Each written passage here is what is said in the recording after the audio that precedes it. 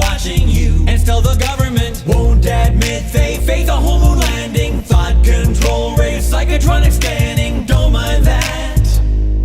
I'm protected cause I made this hat from aluminum foil, where it had this foil lined in case an alien's inclined to probe your butt or read your mind. Looks a bit peculiar, seems a little crazy, but someday I'll prove